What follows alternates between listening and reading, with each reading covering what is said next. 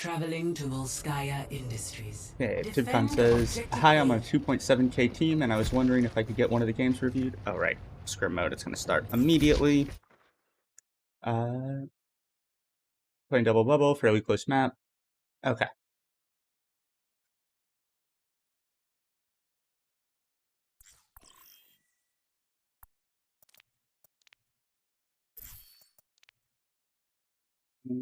You Defend are objective A. F11.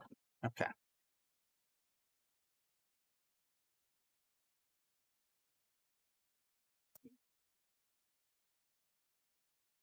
Okay. I'm just going to watch the first little bit, see how it's going, and then start talking about everything. Yeah. Greetings. Hello. Enemy contact. I will shield you. You've taken damage. I need healing. I can use some healing.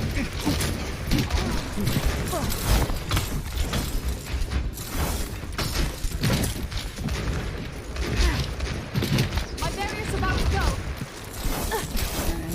I need a help response. My ultimate is charging. Привет. My ultimate is charging.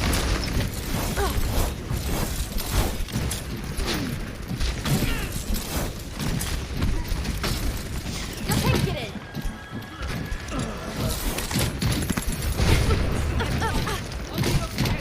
So just a little micro thing right there. If you flash your shield, it'll stop the burning. So you can like block that with your shield, and then drop it, and then bring it back up. Otherwise, your shield is on fire, and it burns down pretty quick.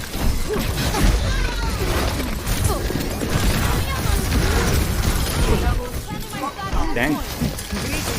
You guys played that really patient. I could use some healing. I could use some healing. I just want to watch it pop out real quick.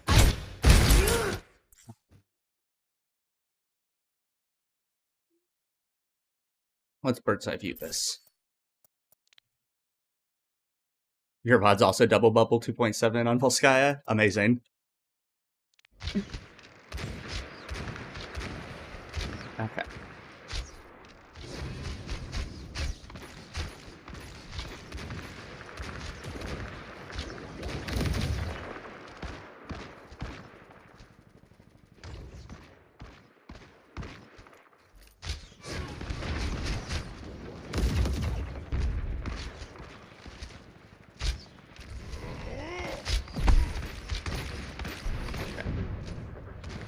Yeah, that Hanzo's way out of position, your monkey gets the pick, and that just kind of opens this up.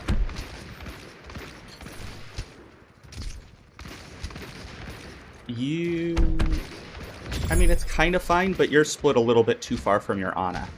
Where you were over here, like, this is where your Kree wanted to be, rather than drop down here with your Ana. Kree should have been holding this high ground. This is a nice angle for him. And like, if he can find a way around to get in closer, that's great. You can't do anything up here except get shot at and throw up packs. And right here, you can throw up packs, not get shot at because you're behind a corner, and also protect your Ana, which leaves your Kree free to go somewhere else. Yeah? Actually,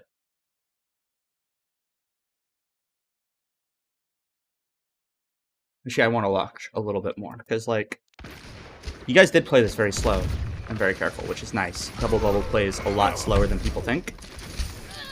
And I love that you guys didn't just hard int and, you know, try to win a neutral fight. You poked slowly, you took the map. It was good. Objective lost. New defense point. Objective B. And your Echo's doing Echo things. Yeah, so here you're way ahead. You're up in the front. Everyone is up in the front.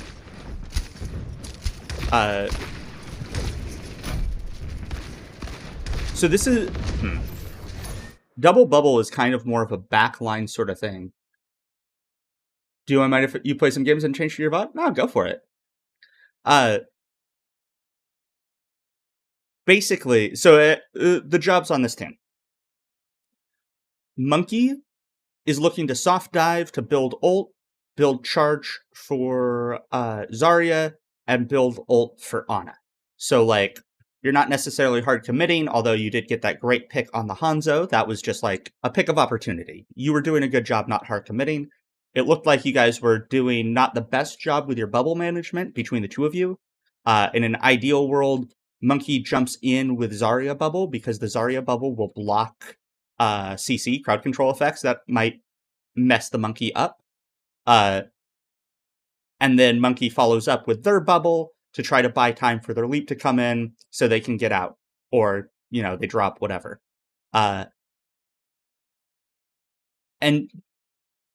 you don't really press W, like Zarya doesn't press W until you have a nano monkey jumping on the back line and Zarya's high charge, sort of thing. Like, this comp wants to win with ults. So Ana is looking to farm nano as fast as she can, in addition to landing antis. Echo needs to be pressuring off angles and splitting attention away from your team. The way this works with like the map control and with dive, the more angles you can get on them, more or less, the better. So like, Echo right now is going up ahead to do some poke, which is great, but then they kind of play with your team versus like poking some other angle over here, using their mobility to stay alive, and getting some of these people to turn around and look this way rather than everyone looking this way. Yeah. And then you on Brig sit on top of your Ana. You just live here. You get to press W when you have rally, and otherwise your job is to land whip shots and send out packs and hard pocket your Ana so no one can come for her. Kree depends. Kree depends on what the enemy team is doing. They have like 0 dive, which does mean you can walk forward more, but you're still kind of like, you guys are leaving your Ana in the dust. And Kree, since like you don't need both a Brig and a Kree to protect your Ana right now, Kree can be taking another off angle, different from the Echo, so you have more angles on the enemy. You guys are kind of deathballing up a lot, and this is a comp that wants to spread out and surround. And then like your core is Ana, Zarya, Brig, which is just really difficult to dive. And like, if they have enough dive that they can go for the core, then Kree joins them as well, and then like, good fucking luck. Meanwhile, Monkey's doing monkey things and living, and Echo's doing Echo things and living, and you're just keeping the pressure up constantly until you either get an opening, like that great pick on the Hanzo, or you build the ults you need to win. Okay. But I digress. Let's watch the rest of this.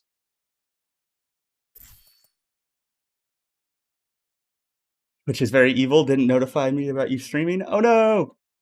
If Double Bubble wins on ults, it seems bad though. The incompatibility to win a neutral fight seems like a serious... So, it's a different playstyle. Double Bubble, if you play it well and play it slow, A, you can build nano incredibly quickly, and B, it's very hard to kill anyone on this team if you guys haven't like hard committed already. If you're, playing distance and playing safe, like, it's hard to really commit on them during the poke phase. They have like, there's just too much peel on their side. Like, you got bash and whip shot and flash and bubbles and nade and sleep and like, hard to dive them. Meanwhile, they just keep cycling and cycling and cycling until they build up those ults. It does mean you want to play patient. But yeah, it's consistent because it's hard to lose if you play it well, even if it's hard to win.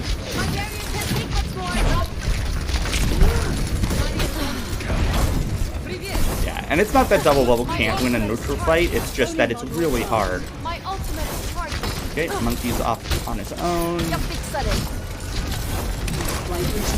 Oh yeah, because he has Primal. You gotta bash on point so you don't die. Let me patch that up. Little roll 1. Yep, get that mat. Good job. Oh, nice try.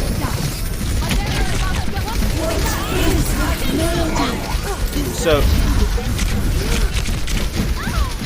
yeah, this is just way more risk than you want. Brig is not a frontline support like she used to be. You're kind of playing Brig like old Brig. She is incredibly fragile right now. And unless you have Rally, you don't get to press W. Like, your Inspire is fully off of your whip shots. And the thing is, Inspire doesn't really mean much. Like, it's good for building your Rally, and it's good for kind of topping people up during the poke phase, but once the fight is started, it's 15 a second. Like, it's not nothing, but it doesn't do much besides change a couple of breakthroughs. Like, it takes one extra shot to kill somebody in some cases. Which is good, but not so good that it's worth pressing W and dying because your shield is paper thin and you only have 200 HP. Good as new. Now you have Rally, so now you can be getting ready to press W. Especially when Zarya built Grav. Okay, you're going in now, but yeah.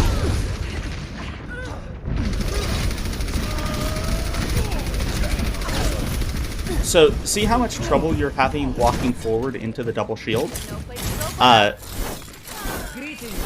It's because that's just straight up not the strat. Not even necessarily that Brig is the wrong call here, like... To be fair, you don't need a backline bodyguard. Like, Ana doesn't need protection from this team. And it's hard for you to walk forward also, so maybe Brig isn't the pick here. But for both of those reasons. You can still, though, get a lot of value out of her by just pegging back and playing corners.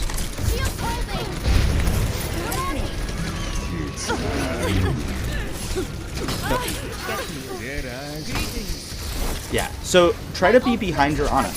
Then, like, you see more of what's going on. You're so far forward, it's kind of hard for you to see who needs to pack and win, and you have to, like, turn around to react to it.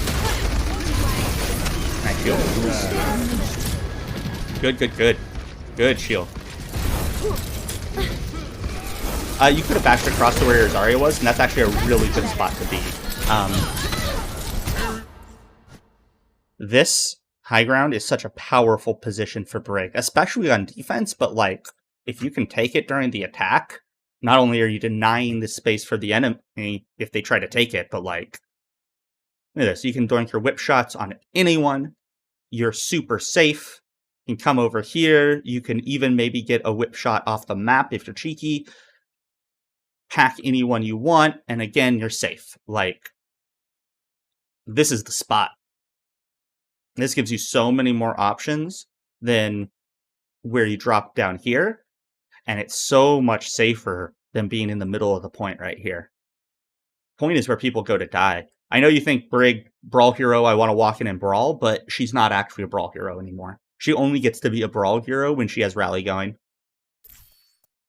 And the enemy doesn't have both shields and bongos, so you can't walk into them.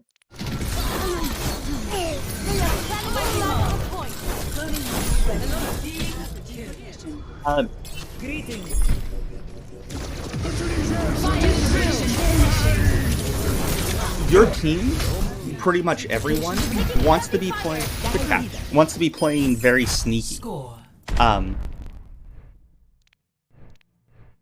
You don't. Oh, right, scrim mode, so it's gonna do this. Well, Ready for battle. I'll do that later. Coming through here, they see you coming. Not that this isn't a good position to hold or take, or that you shouldn't, but like, not very sneaky. They see you come in, they see you come in, they see you come in, they see you come in. And all this while, they're shooting at you. Yeah? And they're wearing down your resources, and they're making it hard for you to push. And they're getting early picks, and etc. Shut you down several times on this attack. Held you for like 3 minutes, I think. Versus, if you guys had like, say, just one example. I'm not saying this is necessarily the play, but like this is how you should be thinking about your approach. You got cover, you got cover, you got cover. Hey, you got cover. You got cover and high ground and cover and high ground and boom. And now you can fight over this point, and they didn't really get to shoot you until you were here on top of them.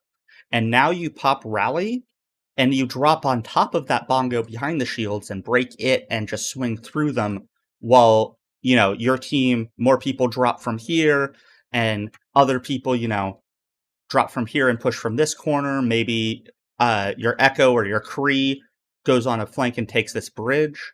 So, like, you got to give them time to make this rotation before you guys push and drop. But then you don't have to just bash straight into them all the way across and hope that you make it there alive before you get to do anything. Be sneaky. Path through cover, like, pretty much always. You are a very, very fragile support. Oh. Okay. Defend objective A. Enemy contact. Let me patch that up. Me and the boys running raid pause Brig with Lucio, an open queue with Lucio with Mercy Pocket. Oh. Speed boosted Brig, damage boosted. What best of this now?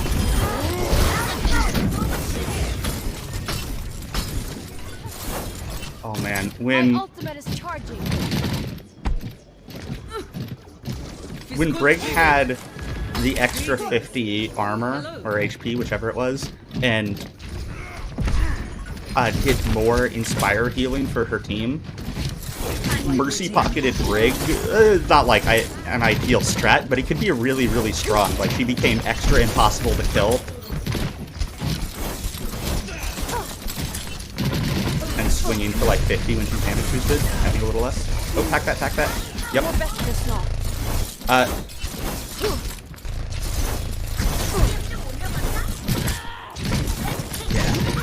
Dropping was not the play, and now, like, your Ana needs you now. Boy. Yeah. They now have a hard dive coming for your Ana. Now, you and Zarya both need to be camping this Ana. Maybe Kree as well. While Echo and Monkey look to pressure out their backline. You have a couple of ways you could play this. You could let them try to dive first. You get all 4 people out, which means as soon as Monkey uses his jump or whatever and Diva flies in, these two are unprotected. And as soon as that happens, Echo and Monkey immediately jump on them and kill them. Meanwhile, their dive fails because Ana, Zarya, Brig, and Kree are stacked on top of each other, and they win that 4v4 real easy. Like, it's so hard for this team to get a pick, and like, these guys just live for forever, so then these 2 are dead, these 4 have no heals, and your Monkey and your Echo turn around and you guys win an easy 6v4. One potential way to play this. The counter dive strat.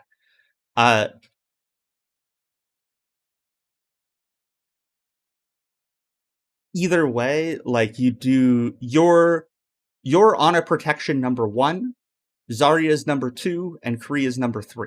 Like, that is kind of the order of how people need to be stacking on Ana. You also want, if you're on top of Ana, you're positioned well to whip shot the dive away, and you want to be marking this Monkey and whip shotting his leap. They don't have Zarya bubble to block your whip shot, they just have Diva. So unless he gets you with his bubble, which means you want to whip shot, or if he blocks it with his bubble. So if you whip shot while he's still kind of far away, and he blocks it with his bubble, well, then he lands on top of you without his bubble, because his bubble dropped over here. And if he doesn't, well, then his whole dive got messed up because you whip shotted him away. And either way, you win. Huge play you need to be looking for at all times. And, like, where are they going to jump? They're going to jump on your Ana.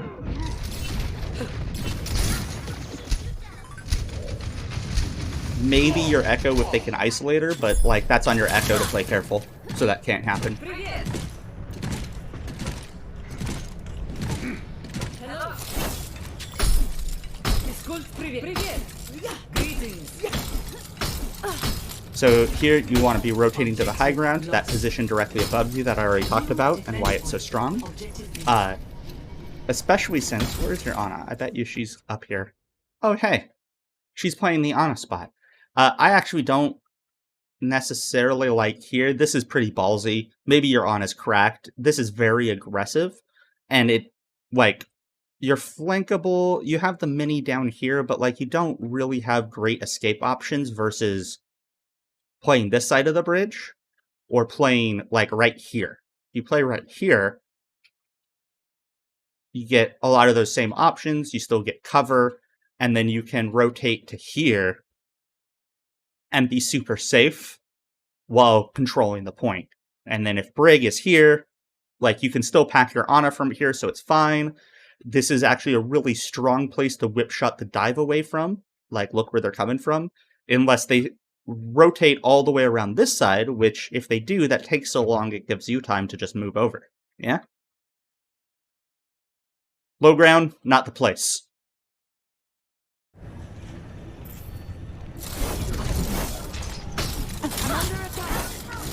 Jag fixar det.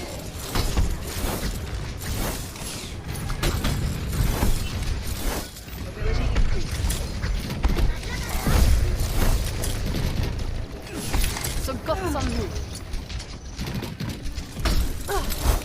Going over here, it's kind of fine.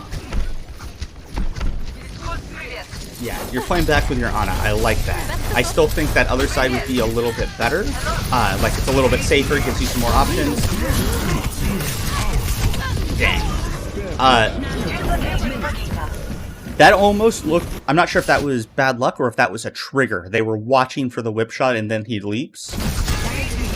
Because, like, look at that. You just throw out a random whip shot and then he jumps. You need to be watching for this leap.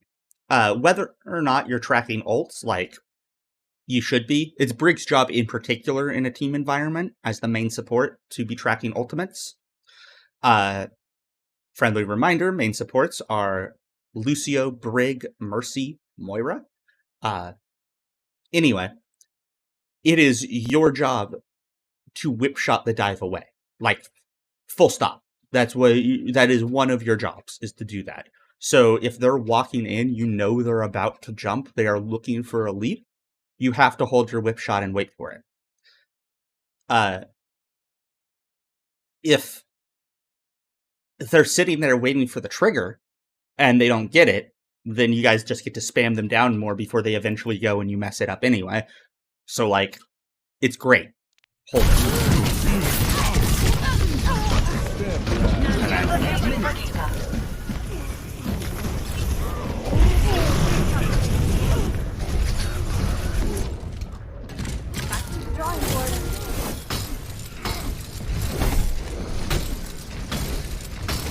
You guys win this, so I'd be rolling out to the high ground again. But Greetings. Привет. Физкульт, привет. Hello. So, I mean, yeah, you're gonna have your rally. I would have put a pack into your monkey rather than let Dinana take that ult charge, just so you would already have rally now. Because she's so far from Nano, like, that one shot doesn't make a difference to her, really, but it does make a difference to you. I don't think it matters, yeah, because you already got it. I kind of like that you're watching that side, because you're expecting something cheeky. This is smart. And that was a really good whip shot. And, like, you... Oh, you're looking for the Sombra?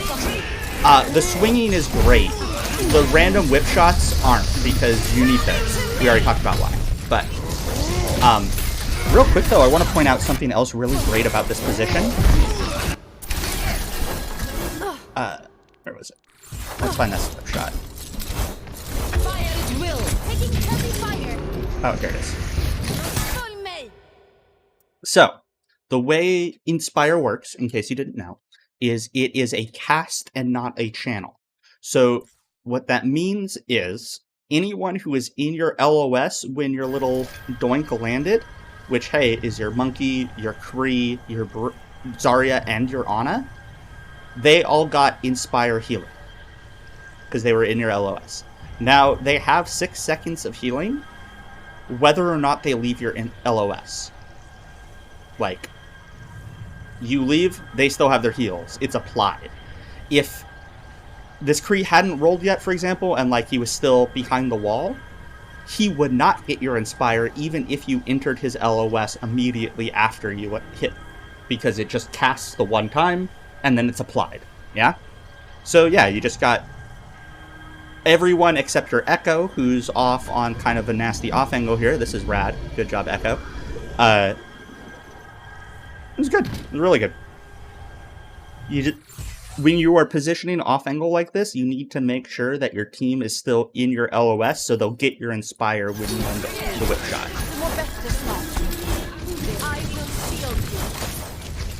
I would suggest, like, you not... Well, I think I already said this. Like, don't throw out the whip shots looking for the Sombra.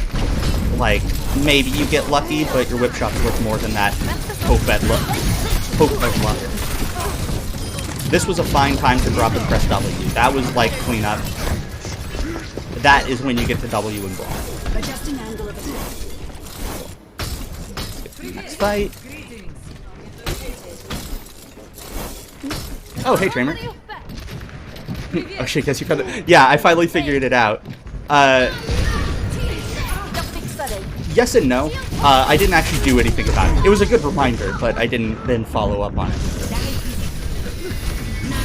But I figure I'll just, like, clear the list as I go today. Let me see what happens here.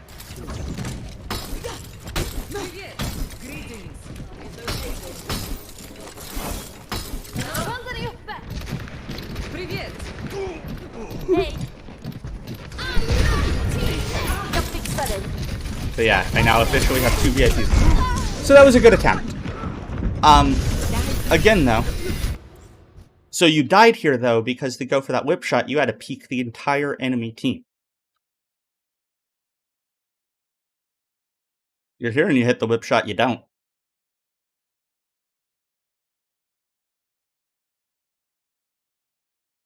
Womp. Bam.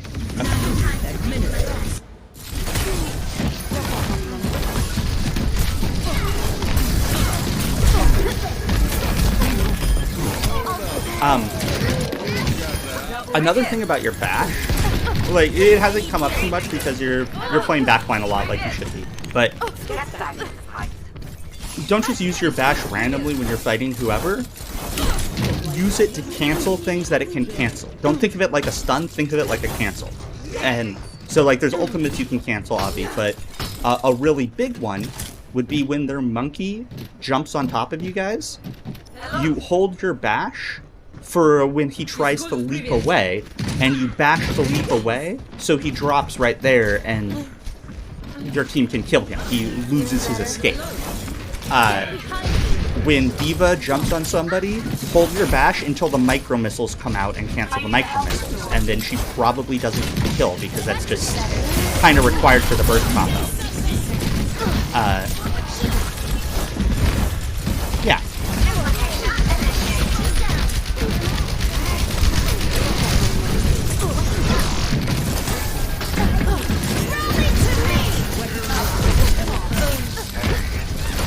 Remember, it's neither Inspire nor Rally, go through bubbles. Okay, cool. There you go. Good job. Yeah. Again, taking that from the high ground makes it a little bit easier and a little bit cleaner, but otherwise, good job.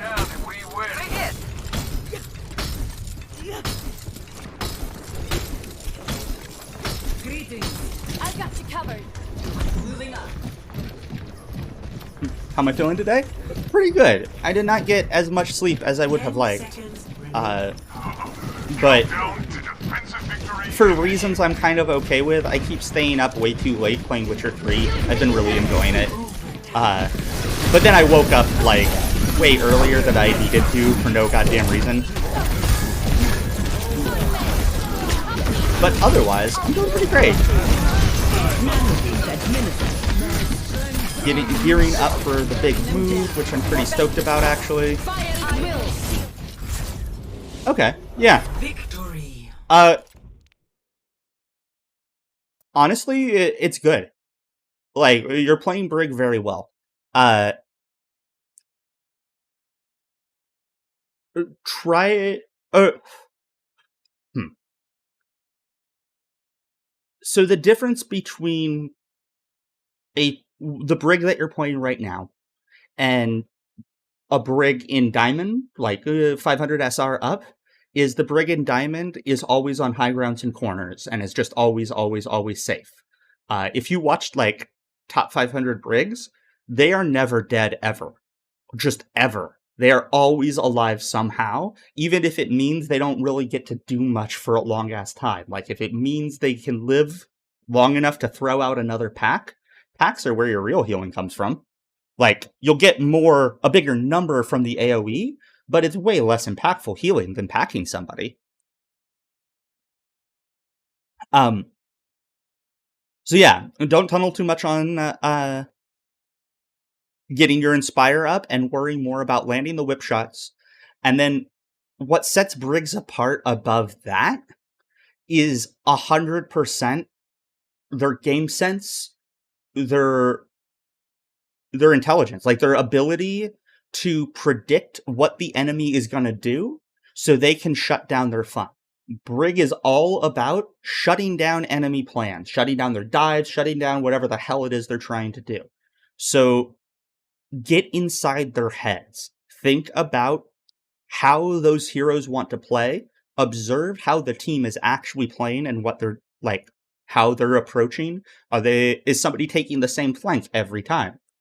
Are they taking a different flank every time? In which case, sometimes you can guess which one they're going to take next. Yeah. And like really put some thought into how you need to use all of your abilities. Do you need to save your whip shot for something? Do you need to save your bash for something? Do you need to save a pack for something? Who is your pack priority? Like, generally speaking, it's going to be like your Echo in this, but I could see your Monkey needing a pack, and then you want to save one for Ano, especially once they swap to dive. But like, yeah, think about those things. Which isn't to say that you aren't. Like, your pack usage was pretty good. A lot of your play was pretty good. It's just like, this is what gets you to that next level, yeah? I wasn't looking too much at what the rest of your team was doing, just you in relation to them. But if y'all are interested, I love working with teams. So yeah, any individuals or like y'all as a whole, if you ever want to come drop a VOD, sounds great.